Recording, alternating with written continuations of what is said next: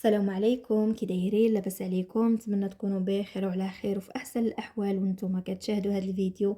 ومرحبا بكم في قناه ياسمين كيتشن.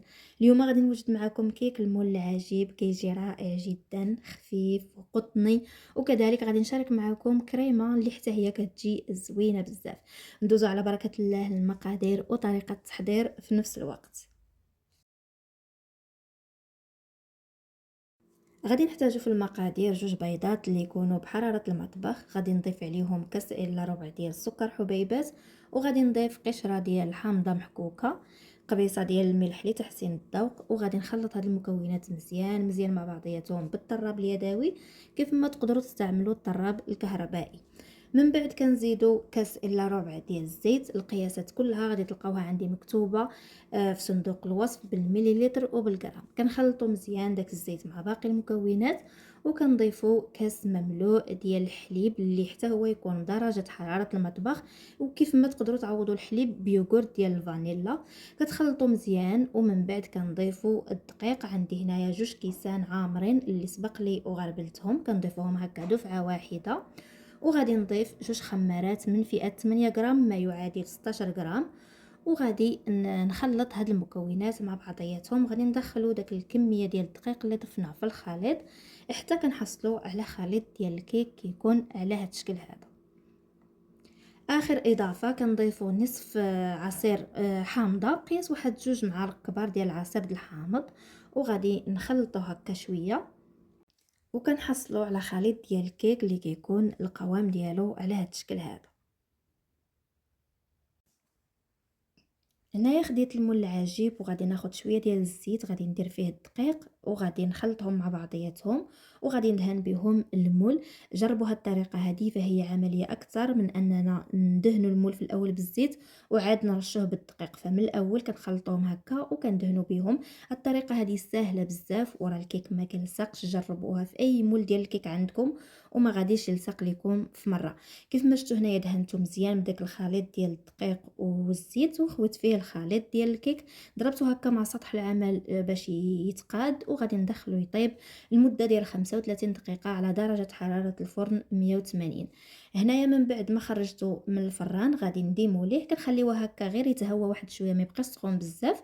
وكنديمو ليوه خصنا من نحيدوه من المول يكون باقي دافي شويه، باش هكا حيت غادي نسقيوه بالحليب بارد، فالكيك خصو يكون باقي شويش دافي. كيف ما شفتوا صافي. هنا من بعد ما ديموليتها سقيتها بالحليب بارد، كنسقوها مزيان. وغادي ناخد حتى واحد شويش ديال الحليب، وغادي نسقيها من الجنيبات كذلك باش ما يبقاوش هكا ناشفين.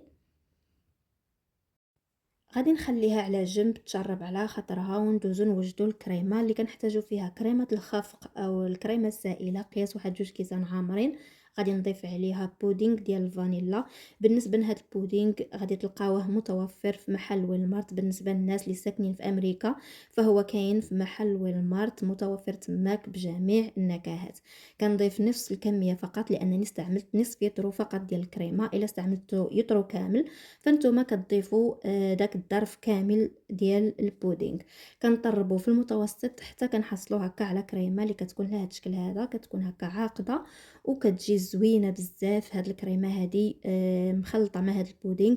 تقدروا تخلطوها كيف ما قلت لكم مع اي بودينغ باي نكهه، فهي كتجي رائعه. جربوها اكيد غادي تعجبكم.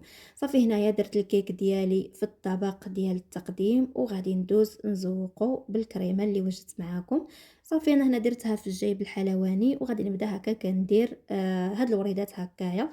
غادي نعمر داك الفراغ كامل بنفس الطريقه، كنستمر حتى غادي نعمر داك الفراغ ديال الكيك كامل كيف ما غادي تشوفوا معايا.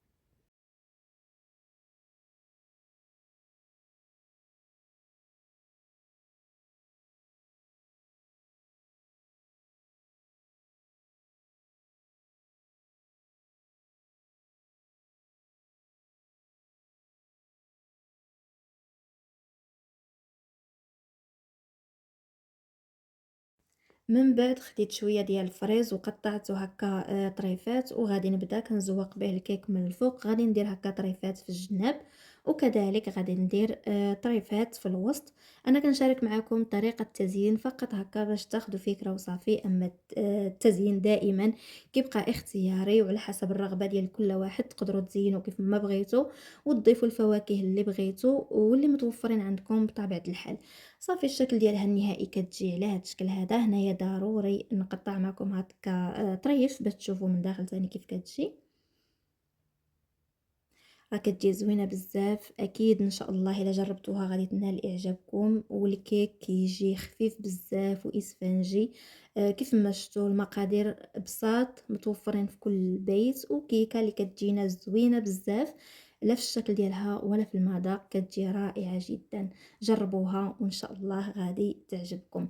وصلنا لنهايه الفيديو، كنتمنى الوصفه والفيديو ديال اليوم يكونوا نالوا اعجابكم، ونتلاقاو في وصفه وفي فيديو اخر ان شاء الله. بسلام عليكم.